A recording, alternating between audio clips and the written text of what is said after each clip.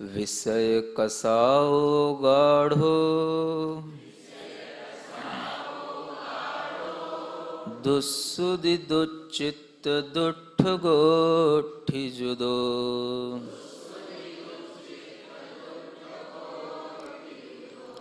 उग्गो उमग्ग परो उभोगो जस्य सो असुहो।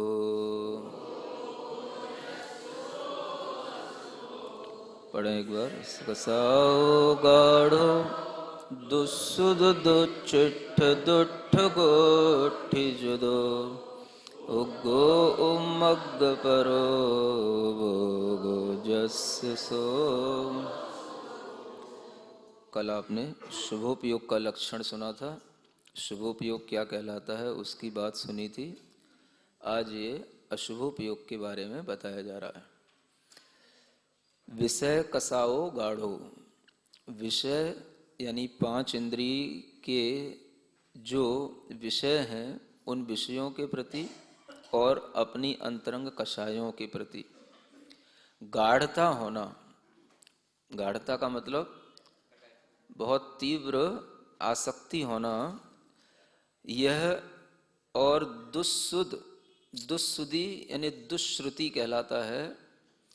जो खोटे शास्त्र हैं, जिन शास्त्रों से हमें कोई तत्व का ज्ञान नहीं होता, उन शास्त्रों को दुष्श्रुति के रूप में समझना चाहिए। इसके अलावा दुच्चित्त, अपना चित्त हमेशा दुष्ट बना रहना, माने हम अपने ही चित्त से परेशान रहें, लड़ते रहें। चित्त हमारा कभी भी ज्ञान में, ध्यान में, स्वाध्याय में लगे ही ना, ऐसा चित्त दुष्चित्त कहलाता है।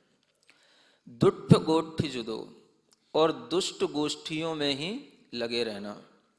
ऐसी गोष्ठियाँ, ऐसे समूह में बैठना जहाँ पर हमारे अंदर विषय कषाय और व्यापार आदि की वृद्धि के माध्यम से हमारा चित्त और ज़्यादा खराब होता चला जाए। इन सबसे जो युक्त है, उसके अलावा उग्गो, जो उग्र है, स्वभाव में जो उग्र बना हुआ है, क्रोध आदि के माध्यम से जिसका स्वभाव हमेशा प्रचंड बना रहता है, उग्र बना रहता है। उमग्ग परो, और जो हमेशा उन्मार्ग पर ही चलता है। सही मार्ग पर चलने के लिए तो प्रश्न खड़ा करता है और उन्मार्ग पर चलने के लिए हमेशा तैयार रहता है। ऐसे जीव का जो उपयोग है, माने उसकी जो आत्मा है, वह एक तरह से अशुभ है। उपयोग आत्मा से अलग नहीं है। जैसा परिणाम होगा वैसा ही आत्मा होगा। उपयोग अशुभ हुआ मतलब उसका वह आत्मा ही अशुभ रूप है। इसी को आचार्य महाराज ने पद्यानुवाद में यूँ लिखा है।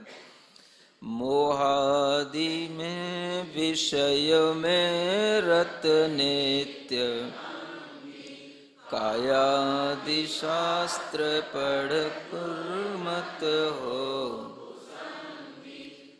क्रूर हो कुपथ रूढ़ अशांत, ढोता सदा अशुभ उपयोग। यह अशुभ उपयोग की बात है। कल शुभ उपयोग की बात सुनी थी। जिनेंद्र भगवान, सिद्ध भगवान और अनगारों का जो हम ध्यान करते हैं, उनका जानना, देखना श्रद्धा के साथ करते हैं, और इसके अलावा जो जीवों पर दया का भाव रखते हैं, ये सब हमारा क्या है? शुभोपयोग है। उसी शुभोपयोग को अगर हम बढ़ाएं तो हम शुभोपयोग को बढ़ाते हुए अपनी आत्मा को शुभ बनाते जा सकते हैं। शुभ माने होता है मंगलमय बनाते जाना। शुभ का मतलब होता है जो आत्मा को हमेशा अशुभ यानी अहित से बचा करके चले। आत्मा का सबसे ज्यादा अहित किसमें है? तो अहित के कारण यहां दिए जा रहे हैं, अशुभोपयोग में है। और सबसे ज्यादा शुभ या हित किसमें है? तो वो कल आपको बता दिए थे, वो उसमें है। जब भी हम देखेंगे आप या किसी भी व्यक्ति के लिए संसार में जो कोई भी प्राणी है, उन सबके लिए अगर सबसे पहले अपनी आत्मा को पवित्र बनाना होता है, अपनी आत्मा को उन्नत बनाना होता है, तो उन्हें अशुभ से हटकर शुभ में ही आना होता है।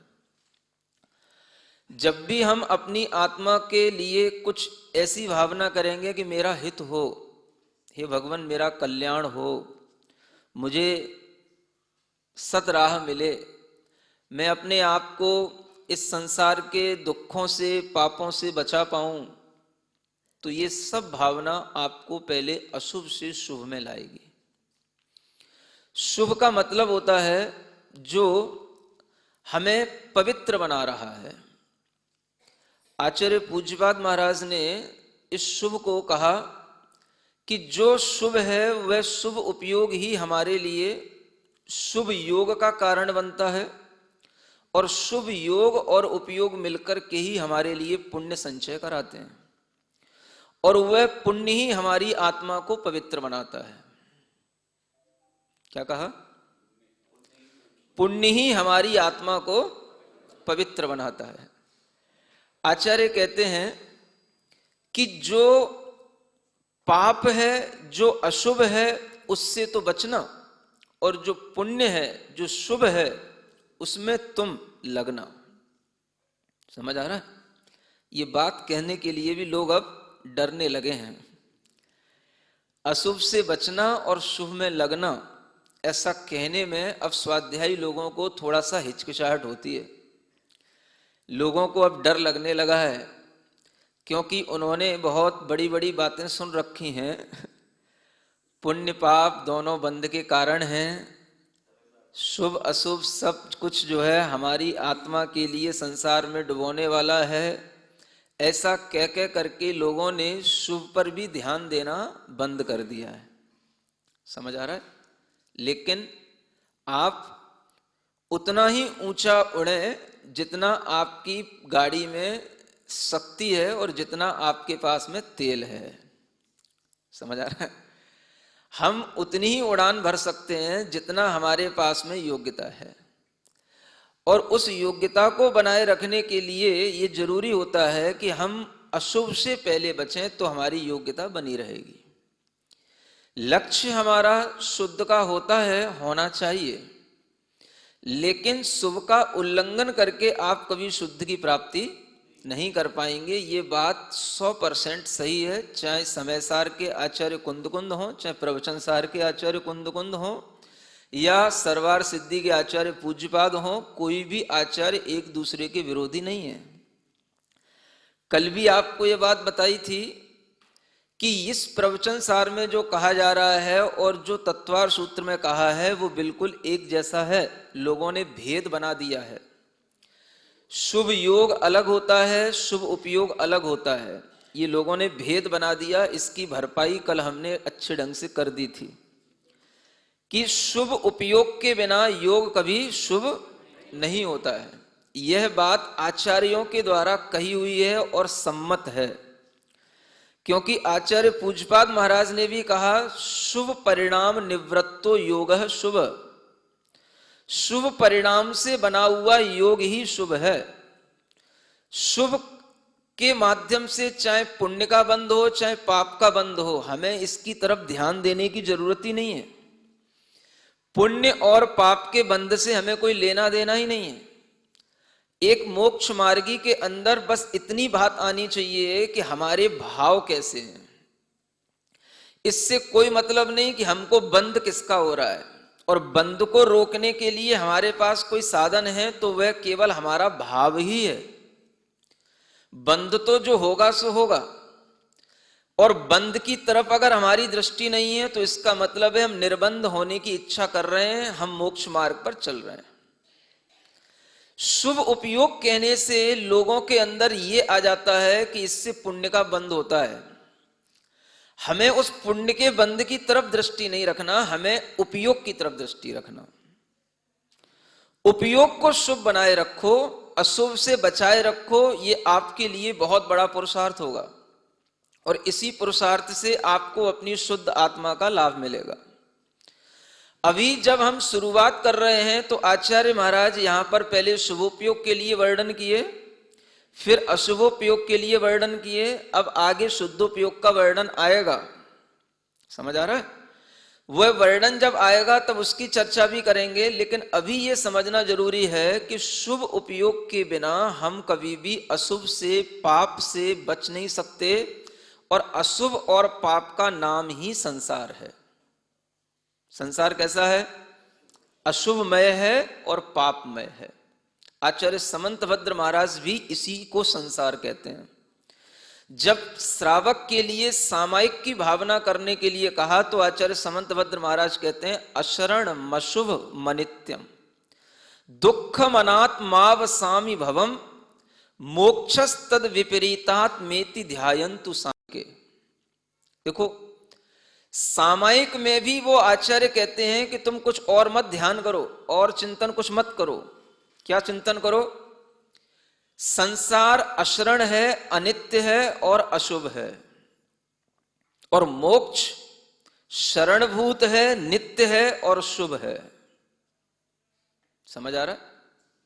संसार क्या है? अशुभ है। जो संसार है वो अशुभ है, और संसार में अशुभता कहां से आती है? तो संसार का मतलब 5 पापों में लिप्त रहने का नाम ही संसार है। जो हिंसा, झूठ, चोरी, कुशील और परिग्रह, इन 5 पापों में हमेशा जो वृत्ति बनी हुई है, इसी का नाम संसार है।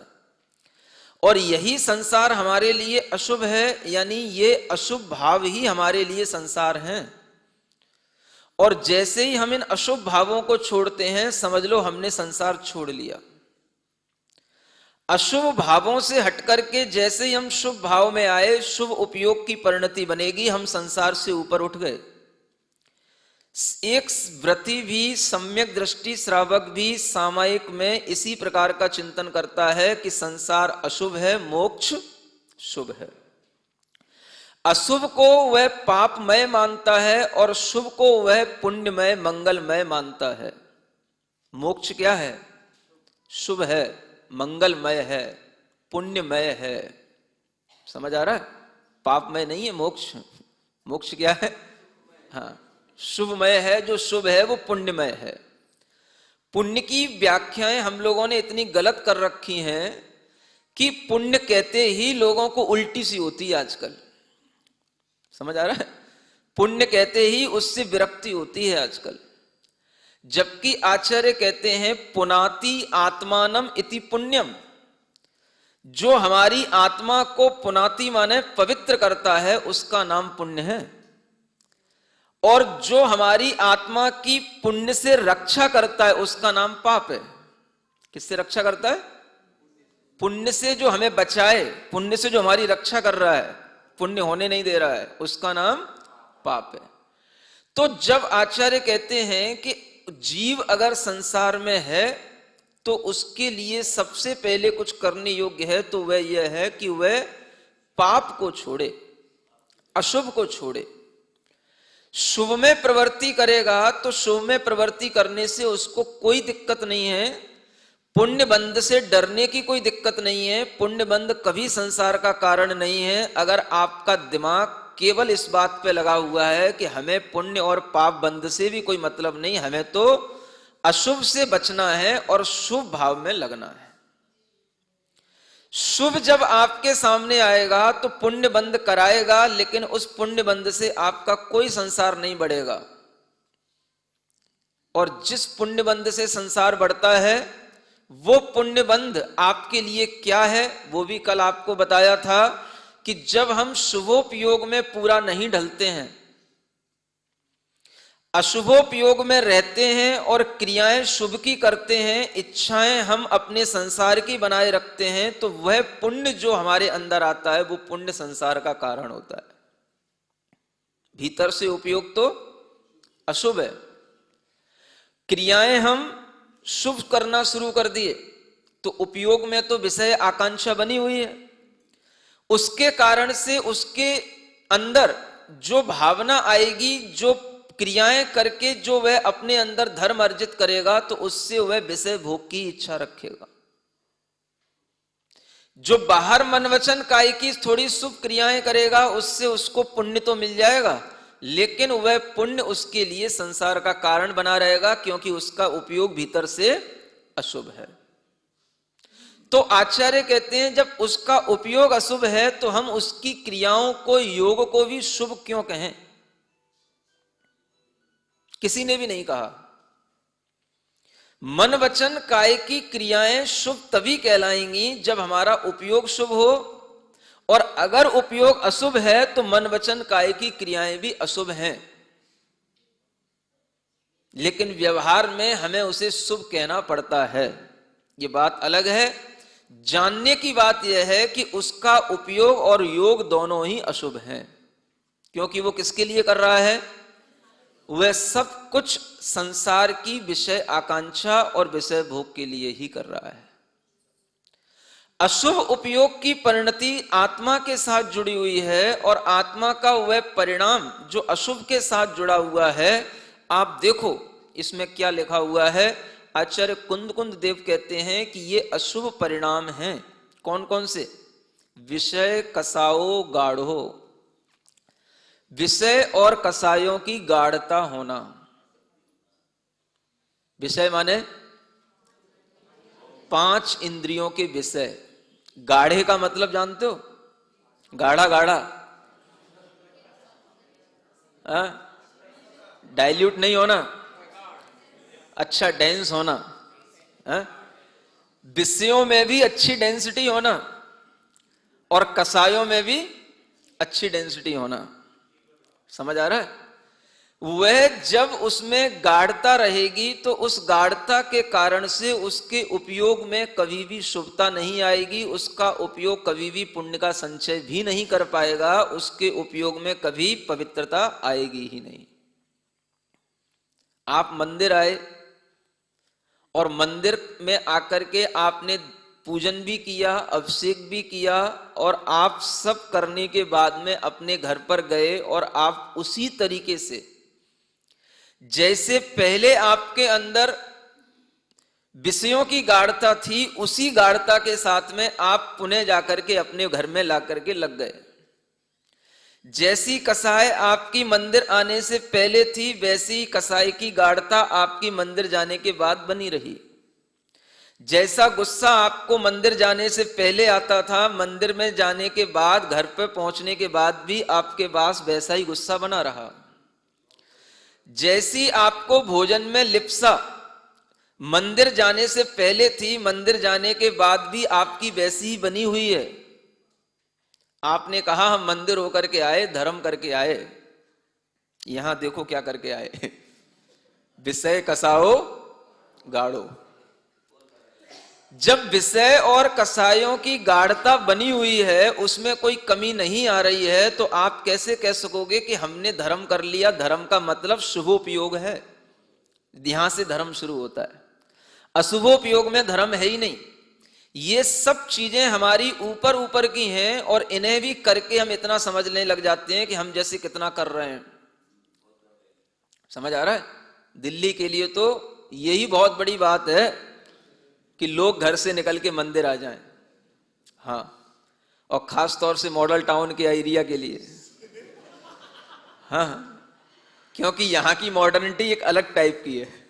मैंने पूरी दिल्ली में भ्रमण किया है और प्रवास भी किया है, लेकिन जो मॉडल टाउन में मॉडर्निटी देखने को मिल रही है, वो शायद ना तो उधर यमुना पार में है और ना इधर इतनी ज्यादा रोहिणी में है जितनी यहां पे दिखाई दे रही है। समझ आ रहा है? क्यों है? क्योंकि यहां पर लोगों ने उस तरीके का एक भाव बना रखा है, एक स्टैंडर्ड बना रखा है, और हम समझते हैं जैसे आजकल फ्लैट कॉलोनियों में बिकते हैं तो उन कॉलोनियों की अपनी एक वैल्यू होती है। लोग वहां जाकर के रुकते हैं जहां पर फ्लैटों की कीमत चौगनी हो, तो वहां पता पड़ता है कि हाँ भाई ये अलग टाइप का पॉश एरिया है और यहां पर बॉस लोग रहते हैं। समझ आ रहा है? तो ऐसे एरिया में पहुंचने के बाद में लोगों की थिंकिंग भी वैसी ही होने लग जाती है। एक एरिया मैंने और सुन रखा है, अभी मैं वहां गया नहीं हूं, साउथ डलही का एरिया, ग्रीन पार्क का। समझ आ रहा है? वो भी कुछ ऐसा ही है। हाँ, तो यहां के लोग जब इस तरीके से अपनी बसाहट कर लेते हैं कि अपने इन एरिया में बस गए, ऐसे फ्लैटों में रहने लगे और इस तरीके की उन्होंने अपनी एक मानसिकता बना ली कि हाँ भाई हम इस प्रकार के लोगों के साथ रह रहे हैं, तो अब वो अब नॉर्मली ढंग से बिहेव नहीं करते। अब वो बस वही 8 बजे उठना, 9 बजे तक टहलते रहना, 10 बजे तक जो है ब्रश करते रहना, है ना, मंदिर आना जाना तो कोई मतलब ही नहीं है। ऐसी एक कल्चर जो है अपने आप यहां पैदा होने लग जाती है, और वो हो चुकी है, और मैं देख रहा हूं, महसूस कर रहा हूं। समझ आ रहा है? अब इस कल्चर को चेंज करने के लिए सबकी मानसिकताएं बदलने की होनी चाहिए, तब वो कल्चर चेंज होती है। घर में से पत्नी धर्म सुनने आई तो उसके मन में तो कुछ फर्क पड़ता है, लेकिन पति धर्म नहीं सुन रहा है जो घर में बैठा है। वो यहां से जाकर के कुछ भी वहां पर चेंज करने का प्रयास करती है तो उसके ऊपर उल्टा रिएक्शन होता है। समझ आ रहा है? ये एक प्रॉब्लम होती है। बच्चों के साथ भी वही प्रॉब्लम होती है, क्योंकि जब तक सबके दिमाग एक जैसे ना हो, सबके विचार एक जैसे ना हो, हम कुछ भी चेंज कर नहीं सकते। किसी का पति प्रवचन सुनने आता है तो पति के मन में भाव आ जाता है, पत्नी के पास जाकर के कहता है कि मैं व्रत लेकर के आ गया हूं। पत्नी कहती है तुम मुझे परेशानी करते रहोगे जिंदगी भर, कौन तुम्हें शुद्ध बना करके खिलाएगा? हाथ तो उठा दिया तुमने, है? मैं इसी के लिए बैठी हूं क्या कि तुम्हारे ये आटे पीसती रहूंगी और मिर्ची और नमक और मिर्ची जो है सोचती रहूंगी? समझ आ रहा है? तो जब तक विचारों में एक रूपता नहीं होगी, धर्म पल नहीं सकता। और इसी के कारण से ये विसंगतियां सामने आती हैं, तो लोग जो है थोड़ा सा भी कुछ अच्छा अपने मन में करने का भाव करते हैं, घर पे जाकर के देखते हैं तो वहां क्लेश होने लग जाता है। ये एक वास्तविकता है, क्योंकि एक व्यक्ति पड़ा है विषय कसाओ गाढ़ो, एक इतनी गाढ़ता में पड़ा है कि कुछ काम नहीं भी है तो भी चल घूमने चल। समझ आ रहा है? और घूमने चलना है तो कहीं ऐसी वैसी जगह पे नहीं कि भाई चलो महावीर जी चले जाएं कि तिजारा जी चले जाएं। घूमने चलना है तो ये तो इन जगहों पे घूमने के लिए तो वो लोग जाते हैं जिनके पास 5 स्टार के पैसे नहीं होते हैं। समझ आ रहा है?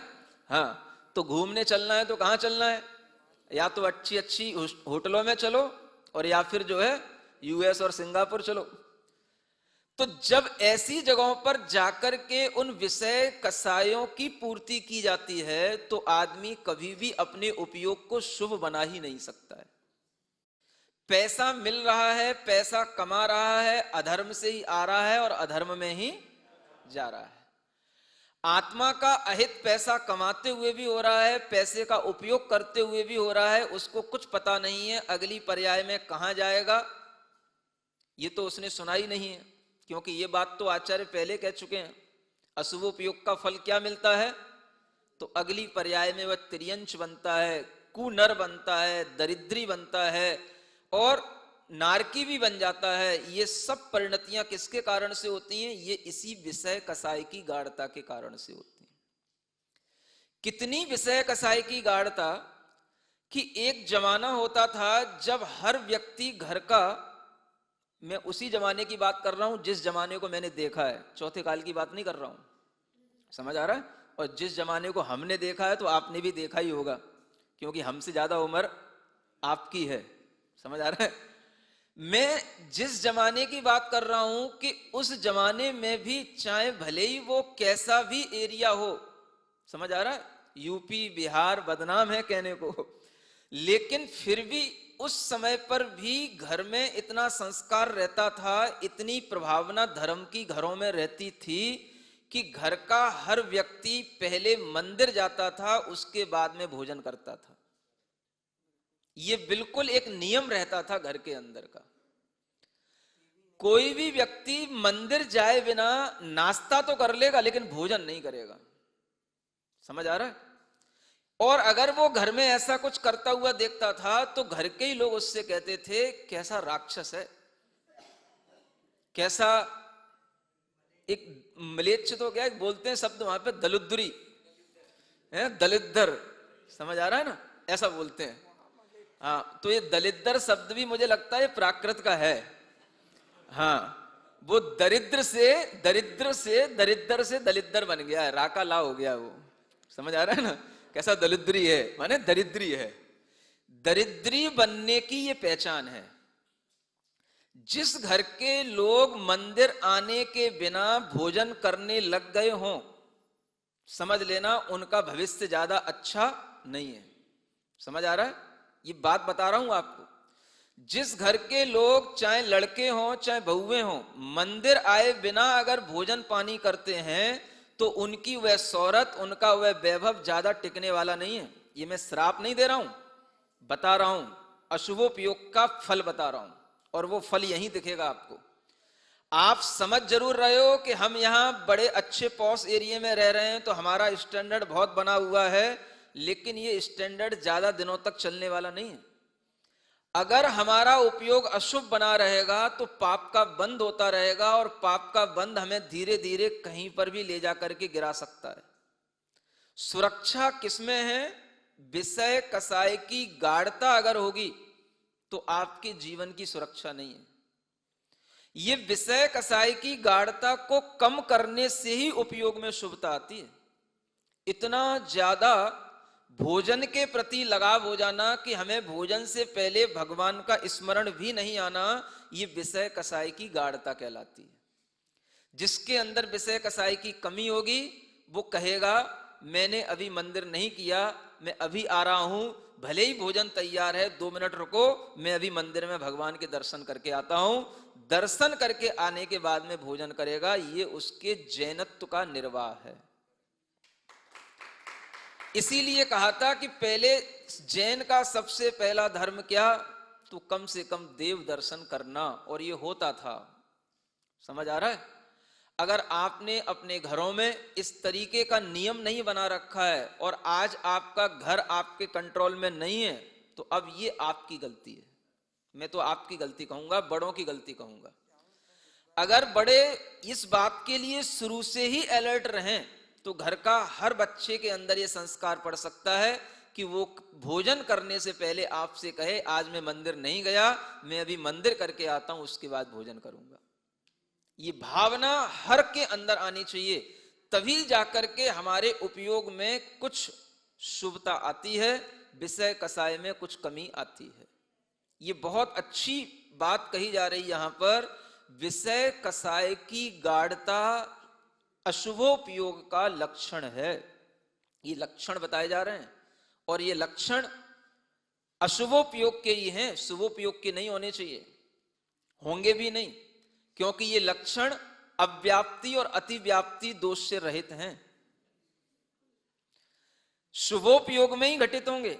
अगर ये लक्षण अशुभोपयोग का अशुभोपयोग में दिखाई देगा, शुभोपयोग का शुभोपयोग में दिखाई देगा, अशुभोपयोग का लक्षण अगर शुभोपयोग में दिखाई दे तो समझना कि ये शुभोपयोग नहीं है।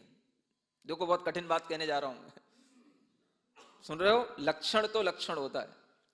ये गाथाएं लाक्षणिक गाथाएं हैं, परिभाषाएं हैं। ये आचार्य कुंदकुंद देव बता रहे हैं कि विषय कसाय की गाढ़ता में अशुभोपयोग होता है, ये अशुभोपयोग का लक्षण है। हम शुभ क्रियाएं कर रहे हैं, हमने शुभ योग धारण कर लिया ऐसा कह रहे हैं, और अगर विषय कसाय की गाढ़ता है तो वह शुभोपयोग नहीं होगा। एक तो वह जो मंदिर नहीं आता, एक वह है जो मंदिर आता है, पूजा करता है, लेकिन विषय कसाओ गाढ़ो। समझ आ रहा है? उससे भी ऊपर बढ़े हम। वह भी है जिसने व्रत धारण किए हैं, व्रती हो गए हैं, लेकिन फिर भी विषय कसाओ गाढ़ो। और भी ऊपर बढ़ जाएं, महाव्रती हो गए हैं, पिच्छी कमंडलू धारण किए हैं, लेकिन फिर भी विषय कसाओ। ये धर्म किसी को छोड़ेगा नहीं।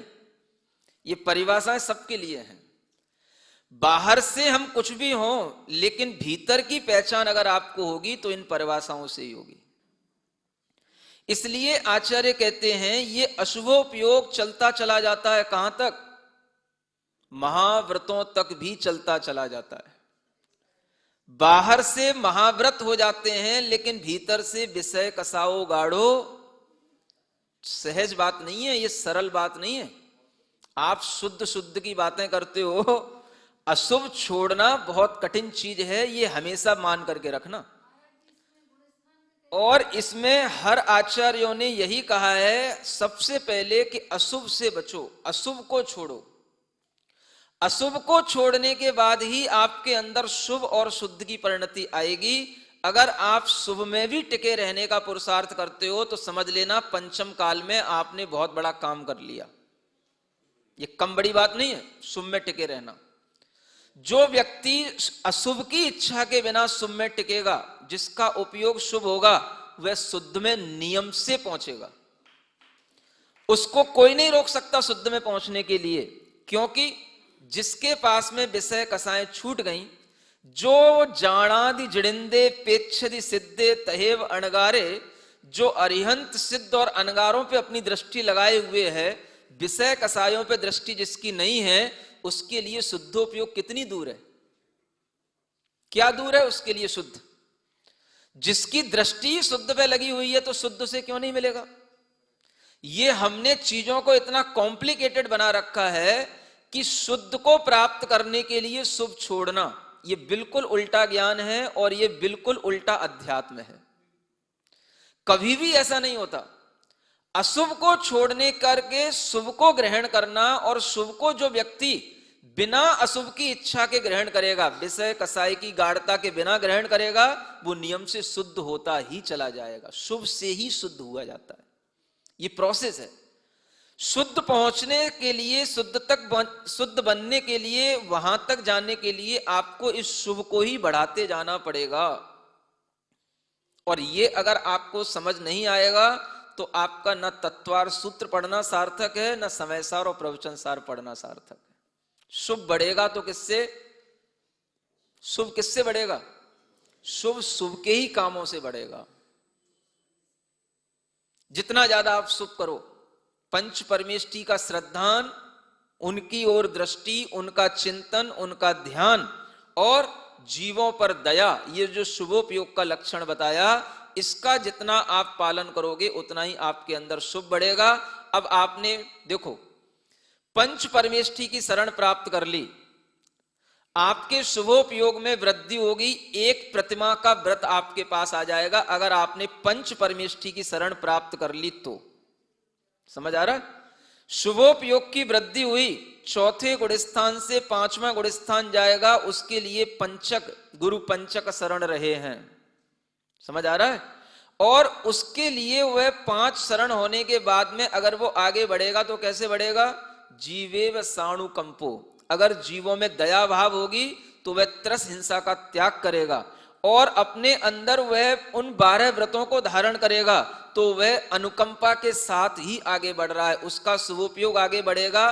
5वें गुणस्थान के व्रतों को धारण करेगा, 2 प्रतिमा धारण करेगा, तो उसके अंदर यह दया का भाव और वृद्धिंगत हुआ। इसी का नाम है शुभोपयोग बढ़ा। समझ आ रहा है? नई छेड़ाला पढ़ना। कौन सी छेड़ाला? नई। नई का मतलब भी अभी लोग समझ नहीं पाते हैं। लोग ये समझते हैं कि कोई नई व्याख्या कर दी है महाराज ने, इसलिए उसको नई छेड़ाला कहते हैं। वो नई व्याख्या नहीं है, वो पूरी छेड़ाला ही नई है। और उसको आप पढ़ना, उसमें एक पंक्ति दी है कि शुभ उपयोग बढ़े व्रत से। शुभ उपयोग किससे बढ़ेगा? व्रत से बढ़ेगा। जितना ज्यादा आप विरक्त होंगे, व्रत को धारण करेंगे, अशुभ से बचेंगे, उतना ही आपका शुभोपयोग और आगे बढ़ता चला जाएगा। चौथे गुणस्थान से 5वें गुणस्थान में, 6वें 7वें गुणस्थान में शुभोपयोग की वृद्धि कैसे होगी?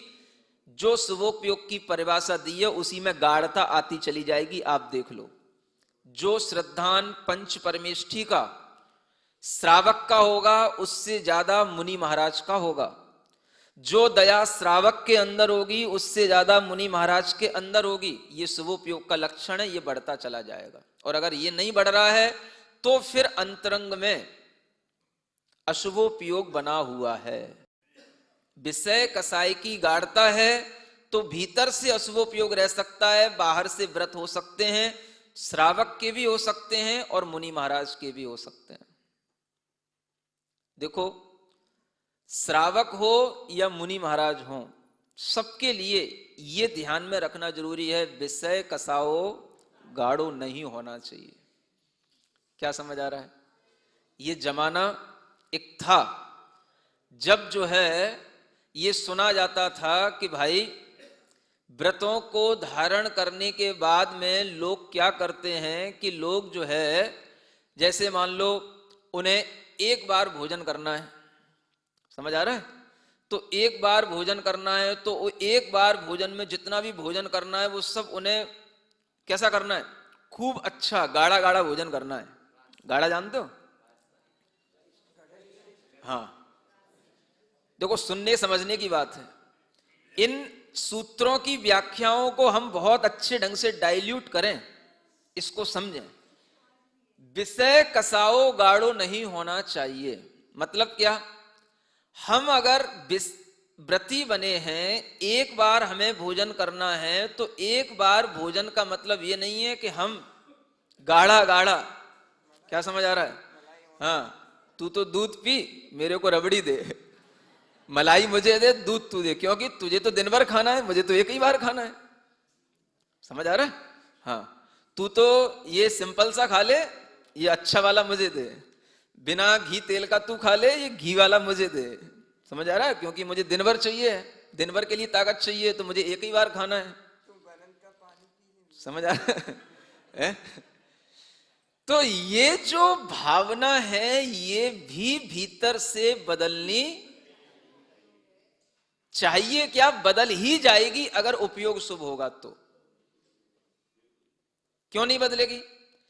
विषय कसाय की गाढ़ता अगर पहली जैसी बनी रही तो उपयोग में शुभता आई कहां? आपके अंदर ये भावना होनी चाहिए कि भाई अब तू खा माल मलीदा, रबड़ी तेरे लिए, हमें तो अपना काम चलाने के लिए 4 रोटी पेट में डालना है, बस अपना काम चलना है। समझ आ रहा है? ओंगन लगाने की तरह, गाड़ी में ओंगन लगाने की तरह, बस अपना ओंगन लगाया, काम चल गया, दिन भर निकल जाएगा, तेरे को आशीर्वाद, तू खा पी मस्त रहे। नहीं समझ आ रहा है? व्रती के मन के अंदर की भावना ऐसी होनी चाहिए, है ना? व्रती बनने के बाद में देखो, नीरस और सरस की बात नहीं, गाढ़ता की बात है। नीरस सरस की बात नहीं है, गरम ठंडे की बात नहीं, गाढ़ता की बात है। गाढ़ता देखो हमारी किस विषय में कितनी गाढ़ता है। समझ आ रहा है? ऐसे ऐसे लोग भी हमने देखे हैं कि एक गिलास अगर दूध होता है तो उसमें आधा, जो इतनी कटोरी होती है ना, आधा कटोरी उसमें बूरा डाल के दूध पीते हो। समझ आ रहा है ना? ऐसे ऐसे लोग हैं। थे, उनकी समाधि हो गई, बात अलग है, अभी भी होंगे, होते हैं। इसका नाम है गाढ़ता। सरस से मतलब नहीं है। अगर आपके लिए थोड़े से हल्के से काम चलता है, आपकी रुचि बन जाती है, तो वो कोई गाढ़ता नहीं है। गाढ़ता का भाव समझो। गाढ़ता का मतलब क्या? हमें दूध अच्छा नहीं लग रहा है, हमें तो रबड़ी ही चाहिए, और जो है उसमें अच्छा रबड़ी है तो बिना बूरे की नहीं होनी चाहिए, अच्छा खासा उसमें डला होना चाहिए, जितनी रबड़ी उतना ही बूरा। समझ आ रहा है? फिर पिस्ता अलग, बादाम अलग, चिरौंजी अलग, इलायची अलग। समझ आ रहा है? देखो, गाढ़ता का मतलब है किसी भी पदार्थ के प्रति अत्यंत आसक्ति, जिसके बिना हमारा काम चल सकता है लेकिन हम उसे छोड़ने को तैयार नहीं है। ये गाढ़ता की पहचान हमें खुद अपने उपयोग में करनी पड़ेगी। देखो, पूर्व जन्म के संस्कार तो सभी के बड़े हैं। आहार संज्ञा के भी पूर्व जन्म के संस्कार हैं, मैथुन संज्ञा के भी पूर्व जन्म के संस्कार हैं, परिग्रह संज्ञा के भी पूर्व जन्म के संस्कार हैं। आखिर संस्कारों को ही तो तोड़ना है, संस्कारों को हम बनाए रखेंगे क्या? है? व्रतों का मतलब क्या है? विरति। तो जिस चीज में हमारी रति थी उससे हटना, इसका नाम विरति। और विरतिर व्रतम, विरति को ही तो व्रत कहा है। विरक्ति नहीं है तो फिर व्रत क्या? विरति का मतलब ही है कि रति का अभाव, रति उसमें कम हो रही है। थी तो थी, ऐसा तो कोई देवता है नहीं है कि जो आया हो, जन्म लिया हो इस पंचम काल में और उसमें रति ना हो। रति तो सब में रहती है, लेकिन उस रति को बुद्धि पूर्वक जो तोड़ रहा है उसका नाम विरति है। और उसी वृत्ति से उसका व्रत बनता है। इसीलिए तो पुरुषार्थ है।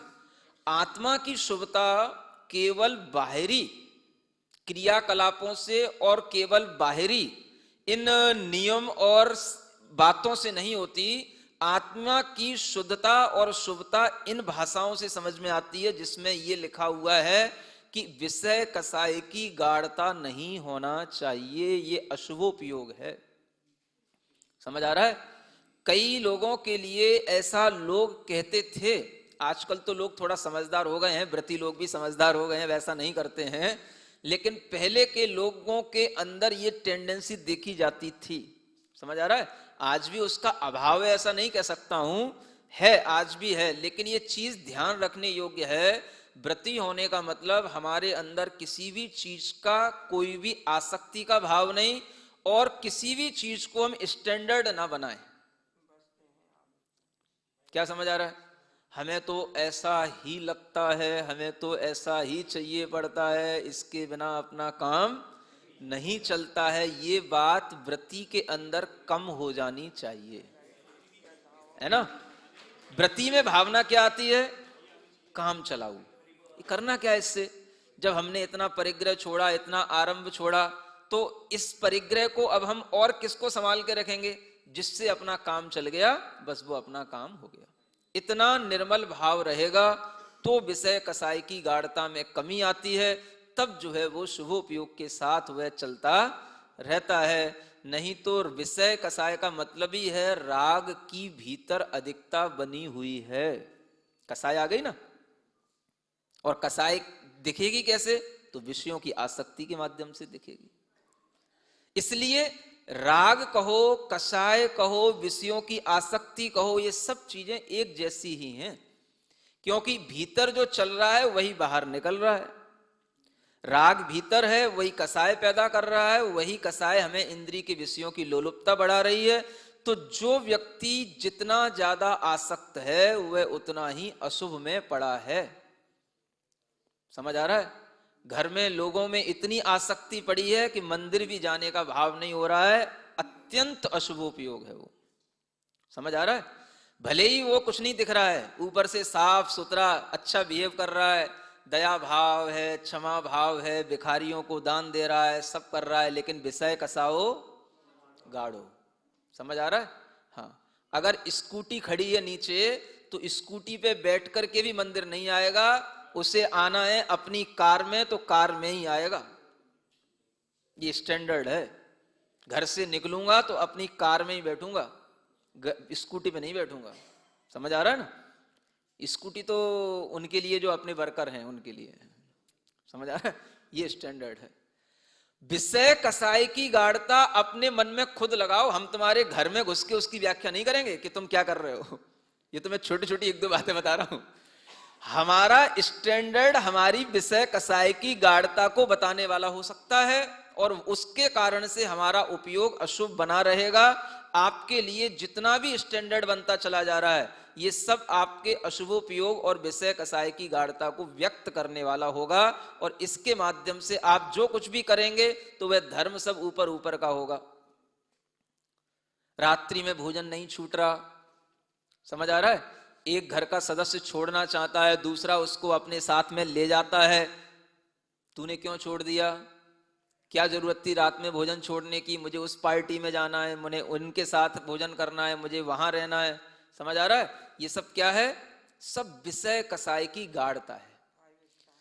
चल सकता है उसके बिना काम, अगर चाहे तो रात में भोजन नहीं करे, चल सकता है, लेकिन करना है, क्योंकि हमने अपना एक स्टैंडर्ड बना रखा है। अब हम तुम्हारे स्टैंडर्ड से नहीं रहेंगे, और जो स्टैंडर्ड बना रखा है उसे तोड़ नहीं सकते, क्योंकि उसमें अपना अहम जुड़ा हुआ है। समझ आ रहा है? ये जो चीज हमारे सामने है ये बताती है कि हमारा उपयोग अशुभ ही बना रहता है। इसलिए अशुभोपयोग से शुभोपयोग की यदि यात्रा करनी है तो आप अरहम ध्यान करने की शुरुआत करें। अरहम योग ध्यान के माध्यम से अपने अहम को कम करें। अरहम योग क्या है? तो ये यही है। समझ आ रहा है? ज्ञान से काम नहीं चलता। जब तक हम उस ज्ञान को अपने परिणामों की स्थिरता के साथ में परिणामों की विशुद्धि के लिए ढाले नहीं, तो वह ज्ञान कोई काम का नहीं होता। तो ज्ञान जब ध्यान की ओर उन्मुख होता है तो हमारे परिणाम शुद्ध होते हैं। अरहम योग क्या है, लोग पूछते हैं। अरहम योग का मतलब ही है अपने हर तरीके के अहम पर कंट्रोल करना। अहम से अरहम की यात्रा। अरहम का मतलब शुद्ध बनना। अरहम माने शुद्ध आत्मा और अहम माने अशुद्ध आत्मा। जब हम इस अशुद्ध पने को छोड़ेंगे, अपने अहम भाव को छोड़ेंगे, तब हम जो है इस यात्रा पर निकलेंगे, तब हम अंतर आत्मा की ओर उन्मुख होंगे, तब हमारी समझ में आएगा कि वास्तव में आत्मा की आवश्यकता कितनी है और मन की आवश्यकता कितनी है। इन दोनों के बीच का डिफरेंस अंतर अप्पा की श्रेणी में आता है। अंतर आत्मा बनने के बाद समझ में आता है। तो ये अभ्यास अरहम योग के माध्यम से इसीलिए कराया जा रहा है कि लोग सब कुछ कर रहे हैं लेकिन अपने ज्ञान को अपने ही उपयोग में नहीं ला रहे, अपने ही ध्यान में नहीं ला रहे हैं, है ना। कोई भी है, व्रत है, संयम है, उसके साथ सात्विक है, वो सब चीजें हमारी बिल्कुल उस शुद्धि के साथ होनी चाहिए जिस शुद्धि की आत्मा के लिए जरूरत है। और वह शुद्धि तब मिलती है जब उस आत्मा को एकाग्रता की प्राप्ति होती है, और एकाग्रता कभी भी इस प्रकार के योग ध्यान के बिना आती नहीं है। इसके सब फायदे मिलते हैं। अगर आप नमोकार मंत्र का उच्चारण, अंतर्नाद, उसके साथ में की हुई मुद्राओं का उपयोग कर रहे हैं तो आपके लिए उससे शारीरिक भी लाभ मिलेंगे, मानसिक लाभ भी मिलेंगे और आत्मिक लाभ भी मिलेंगे। और ये सब मिल रहे हैं लोगों को। ये बात अलग है, जिन्हें शारीरिक लाभ चाहिए वो केवल शारीरिक लाभ के लिए करते हैं समझ आ रहा है। वो लोग दूसरे हैं जो शारीरिक लाभ के लिए करते हैं। लेकिन अपने संयम को और सुदृढ़ बनाने रखने के लिए भी हमें, जैसे हम शरीर के लिए भोजन देते हैं, वैसे हमें शरीर को 5 मुद्राओं से अभ्यस्त करके अपने शरीर के आलस्य को जीत लेना चाहिए। ये 5 मुद्राएं हमारे शरीर के लिए क्या लाभ देती हैं? आपके शरीर में कभी आलस्य नहीं आ सकता। आपको सामायिक से पहले आलस्य आ रहा हो, ज्ञान स्वाध्याय करने से पहले आलस्य आ रहा हो, आप 5 मुद्राएं लगा करके बैठ जाओ, आलस्य को बता देना कहां गया। खुद महसूस कर लो। आपने भोजन नहीं भी किया हो, थके हुए हो, आप केवल 5 मुद्राएं लगा करके एक कायुस्सर करो, आप देखो कि आपके अंदर कितनी एनर्जी आ रही है। शारीरिक लाभ, मानसिक लाभ, जिनको क्रोध आता है, कसाएं भरी पड़ी हैं, पूजाएं करते करते जिंदगी बीत गई लेकिन अभी तक घर में चिल्लाना नहीं गया, समझ आ रहा है। ऐसे लोगों से घर वाले परेशान हैं, उनके लिए क्या करना? उनके मन को जब तक वह अपना कंट्रोल नहीं करेंगे, जब तक शुद्ध श्वास और उस मन के ऊपर शुद्ध श्वास का प्रभाव नहीं पड़ेगा, तब तक उनके अंदर कभी भी ये क्रोध की कमी होने वाली नहीं है। और जिन लोगों ने किया है उनसे पूछो कि उनकी मेंटेलिटी, उनके बिहेवियर में कितना अंतर आया है। इन चीजों से जो हमें लाभ मिल रहा है, उस लाभ को हम खुद भी लें और दूसरे को भी दें, क्योंकि धर्म स्व पर प्रकाशी ही है। केवल ज्ञानी स्व पर प्रकाशी नहीं है, धर्म ही स्व पर प्रकाशी है। जिस धर्म से हम अपना भी हित करते हैं और दूसरे का भी हित करते हैं, तो ये स्व पर हितकारी प्रक्रिया है अरहम योग की, ध्यान की प्रक्रिया। आप इसके माध्यम से शारीरिक लाभ भी महसूस करेंगे। छोटी छोटी सी बातों में लोग इतनी बड़ी बड़ी बीमारी बना करके बैठे रहते हैं कि जिंदगी भर उन्हीं बीमारियों से उलझे रहते हैं, समझ आ रहा है। कहीं थोड़ा सा घुटनों में दर्द हो गया, कि कहीं थोड़ा सा कमर में दर्द हो गया, डॉक्टर ने कह दिया नीचे नहीं बैठना, तो अब वो जिंदगी भर कुर्सी पे ही बैठेंगे, समझ आ रहा है। मैंने जब से ये प्रक्रिया शुरू की अरहम योग ध्यान की, न जाने कितने लोगों की कुर्सी छूट गई, समझ आ रहा है। हाँ, और इस ध्यान का सबसे ज्यादा इंपैक्ट हमें इसी रूप में दिखाई दिया है। सबसे ज्यादा जो लोग 10-10 साल से जमीन पे नहीं बैठे थे, वो अब जमीन पर बैठने लगे और घंटों घंटों बैठ करके अब ध्यान करते हैं, योग करते हैं। अब बताओ इससे अच्छा फायदा और क्या मिलेगा आपको, है? शारीरिक लाभ अगर होगा तो मानसिक लाभ भी होगा। आपका शरीर अच्छा होगा तो आपका मन भी सामायिक में लगेगा, ध्यान में लगेगा। अगर आपका शरीर जो है सही नहीं है, शरीर में कष्ट है, रोग है, तो आपका मन भी सामायिक आदि में नहीं लगेगा। तो ये हमें पूरी की पूरी प्रक्रिया खुद डमोकार के माध्यम से, आसनों के माध्यम से हमें ज्ञानार्णव आदि ग्रंथों में बताई गई है, लेकिन हम इसका उपयोग किए नहीं अभी तक। ये सोच करके ये तो सब मुनि महाराज के लिए है, समझ आ रहा है। एक और लोगों की धारणा बनी रहती है, ध्यान तो श्रावकों को होता ही नहीं है। उसमें लिखा हुआ है, ज्ञानार्णव में लिखा हुआ है, ध्यान श्रावकों को होता ही नहीं है, समझ आ रहा है। और मैंने भी नई 6 डाला में लिखा है, ध्यान श्रावक को होता ही नहीं है, और फिर भी मैं ध्यान करा रहा हूं। नहीं समझ आ रहा है।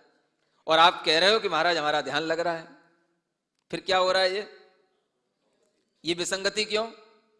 इसका भी टेस्ट करो कि वहां लिखा है वो गलत है कि यहां जो हो रहा है वो गलत है, कि वहां लिखा है वो सही है और यहां हो रहा है वो भी सही है। क्या बोले, बोलो?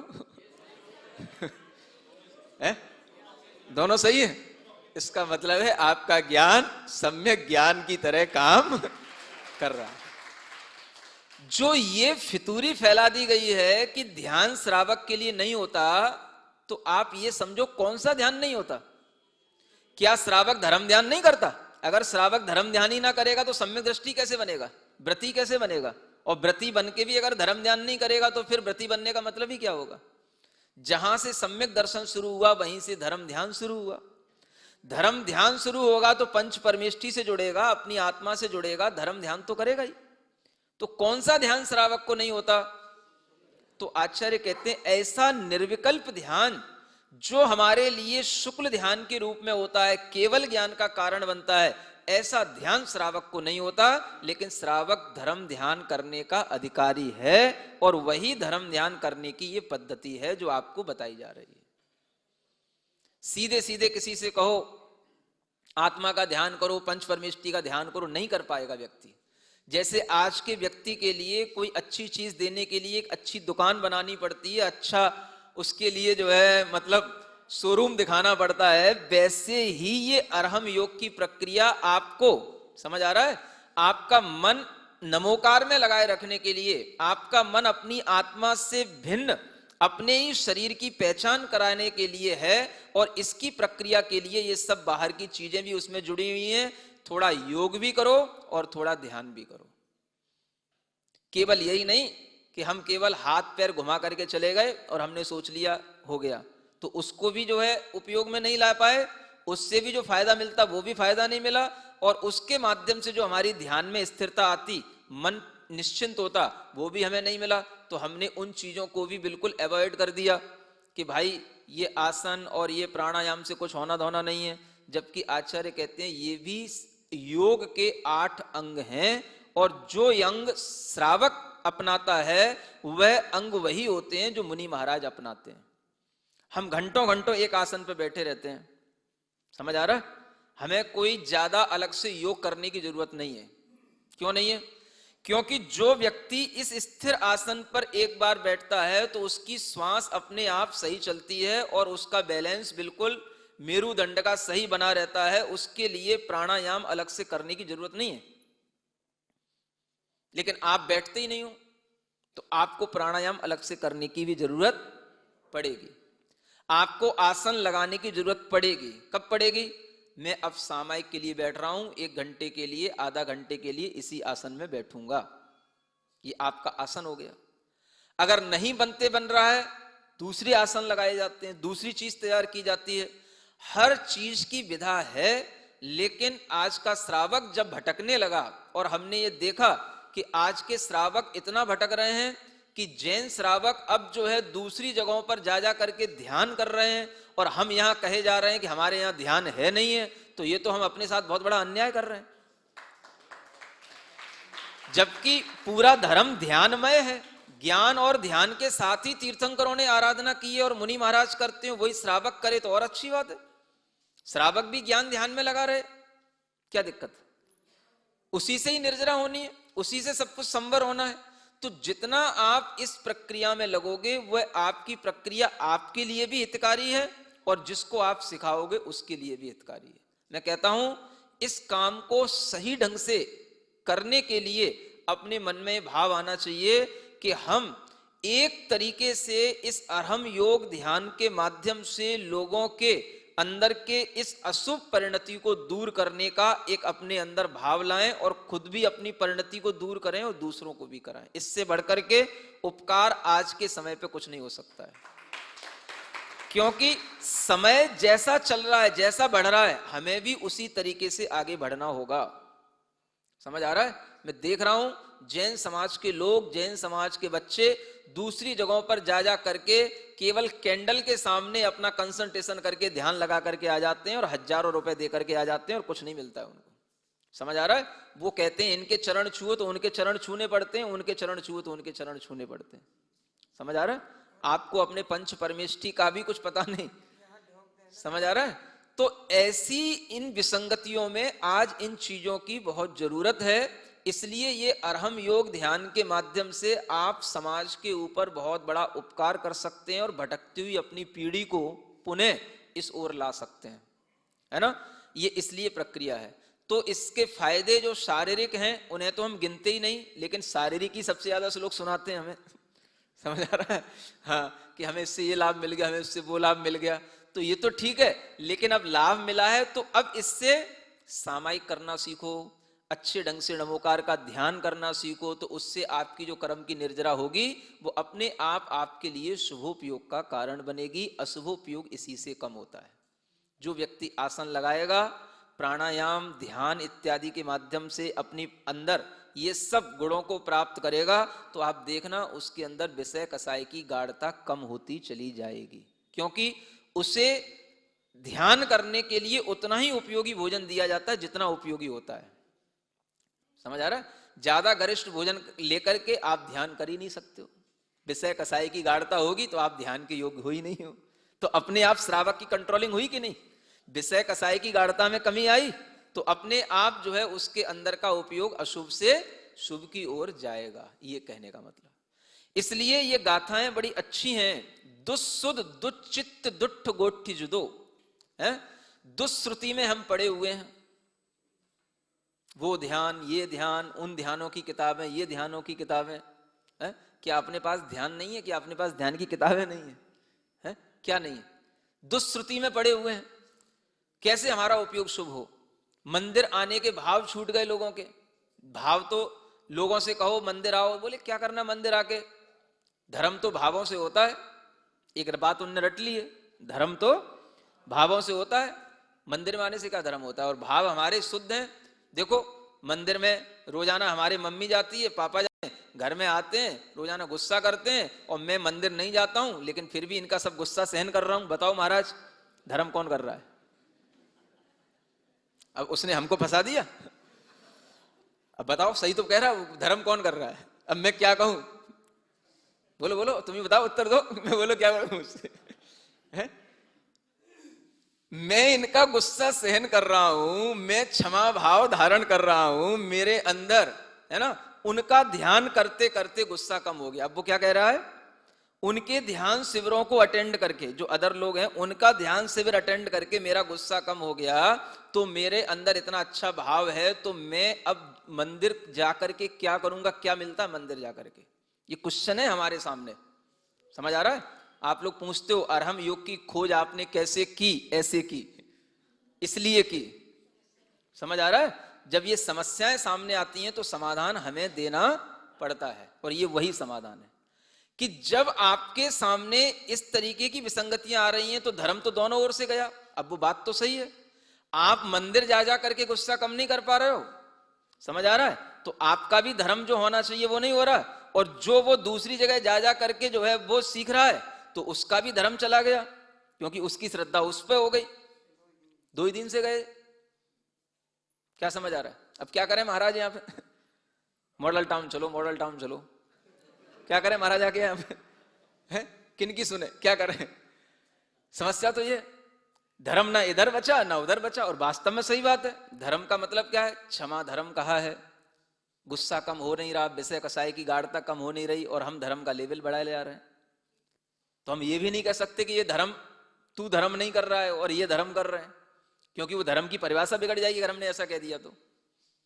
फिर मंदिर में जाने का ही नाम धर्म रह जाएगा, फिर केवल भावों की परिणति सुधारने का नाम धर्म नहीं रह जाएगा।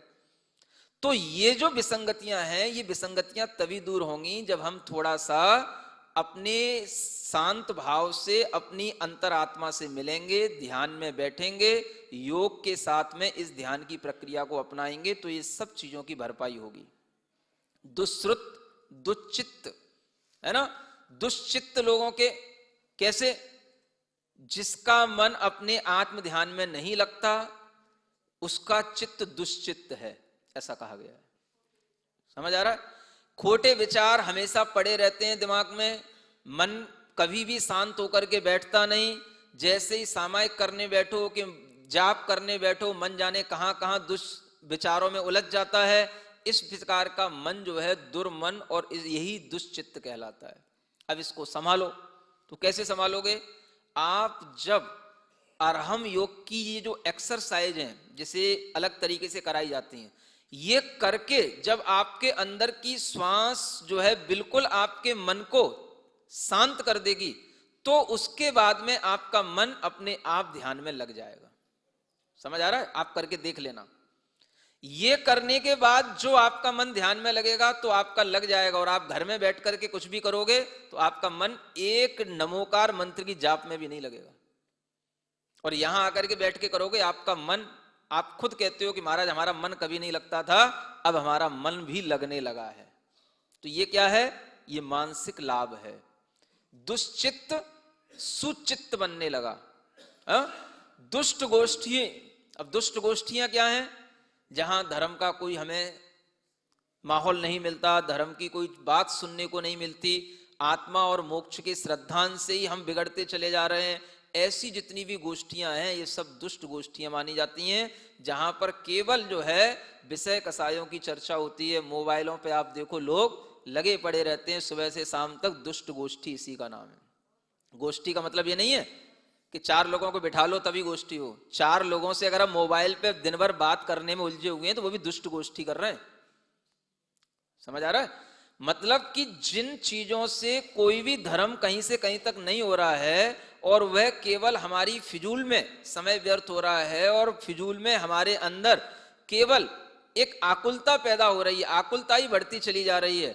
एक से बात करके दूर नहीं हुए, दूसरे की आकुलता पैदा हो गई, दूसरे से दूर नहीं हुए, तीसरे की आकुलता पैदा हो गई, और काम किसी से कुछ भी नहीं निकलना। बस मन लग नहीं रहा, चलो इसको फोन लगाओ, मन लग नहीं रहा, चलो इस वेबसाइट पे आओ, मन लग नहीं रहा, चलो ये गूगल खोलो। समझ आ रहा है? बस इसी में आदमी पड़ा हुआ है। ये सब क्या है? ये सब अशुभोपयोग है। जितना मोबाइल का उपयोग है इंटरनेट के थ्रू विषय कसायों के लिए, वो सब क्या है? ये सब अशुभोपयोग लगा हुआ है, पूरा अशुभोपयोग है। ये वातावरण अशुभोपयोग का बना हुआ है पूरा। दुश्चिंतन, दुश्चित्त, दुष्ट गोष्ठियां, ये सब चलती रहती हैं, और इसी के कारण से आदमी धीरे धीरे जब ये दुष्टता बढ़ती जाएगी तो उग्र तो हो ही जाएगा वो। क्या समझ आ रहा है? ऐसे भी लोग होते हैं जो घर में कुछ समय के लिए शांत दिखाई देते हैं, और घर में जब रहते हैं तो शांत रहते हैं। समझ आ रहा है? या आपके सामने शांत रहते हैं, लेकिन उनके अंदर इतना उग्रपना होता है कि वो बड़े बड़े मर्डर तक कर देते हैं, और आप विश्वास नहीं करोगे कि मेरे बेटे ने ऐसा कर दिया। ये दुष्चिंतन, दुष्ट गोष्ठियां जैसे जैसे बढ़ती चली जाएंगी, उग्रता माने प्रचंड क्रोध के कार्य उस व्यक्ति के द्वारा हो जाएंगे, और वह व्यक्ति उन्मग्ग परो माने पंच परमेष्ठी की धारा से हट गया। पंच परमेष्ठी की श्रद्धा विश्वास उसके अंदर नहीं है, वो उन्मार्गगामी है, उन्मार्ग पर चल रहा है, मार्ग पर नहीं चल रहा है। तो जब तक हम अपनी पीढ़ियों को इस उन्मार्ग से हटा करके इस मार्ग पर लाने के लिए विचारशील नहीं होंगे, हमारा धर्म के प्रति जो कर्तव्य है वो पूर्ण नहीं होगा, और हम जो धर्म की रक्षा करने के भाव रखते हैं वो भाव हमारे पूर्ण नहीं होंगे। इसलिए ये अशुभोपयोग के लक्षण बहुत अच्छे हैं। हम कहते हैं शुभोपयोग के लक्षण आपके दिमाग में रहे ना रहे, लेकिन अशुभोपयोग के तो जरूर रहना चाहिए। हाँ, क्योंकि जब हम बुरी चीज को ध्यान में रखते हैं, ये नहीं होना चाहिए, इससे बचना है, तो अच्छा अपने आप आ जाता है। ये बुराई से बचने के लिए हम क्या करें? तो हमारे पास में फिर समाधान अपने आप आ जाएगा कि हम जिनेंद्र भगवान, सिद्ध भगवान, अनगार, इनकी शरण में जाएं और जीवों के प्रति दया भाव रखते हुए अपने खान पान को और सुधारें, तो वह हमारे लिए शुभोपयोग होगा। क्योंकि खान पान सुधारने का मतलब केवल ऐसा नहीं है कि हम जो है ये छुआछूत कर रहे हैं या कोई चीज हम नई और एक प्रॉब्लम लेकर के आ गए। ये हमारा उन जीवों पर दया भाव जिन पर हमने अभी तक नहीं किया। त्रस्त जीवों को घात के साथ में जो भोजन हम अभी तक करते आए, अमर्यादित भोजन करने का मतलब क्या है? उनमें त्रस्त जीवों की हिंसा हो रही है। आज तक हमने उस दया भाव से देखा नहीं कि ये आटा 6 दिन का हो रहा है, 5 दिन का हो रहा है, 3 दिन के बाद में इसमें जीव पड़ गए हैं, लेकिन हम उसकी रोटी भी खा रहे हैं, पूड़ी भी खा रहे हैं। समझ आ रहा है? ये क्या हो गया? ये जब हमने ये नियम लिया कि नहीं हम 3 दिन का ही आटा खाएंगे, 5 दिन का ही इस मौसम में खाएंगे, तो इसका मतलब है हमने दया भाव उन जीवों पर कर ली। जीवों पर दया बढ़ी, शुभोपयोग बढ़ा। इसी के माध्यम से सब कुछ चल रहा है। और इन्हीं गाथाओं को हम जो है याद रखें, इसे बिल्कुल अपने दिमाग में कुंजी के रूप में ध्यान में रखें। शुभोपयोग क्या, अशुभोपयोग क्या।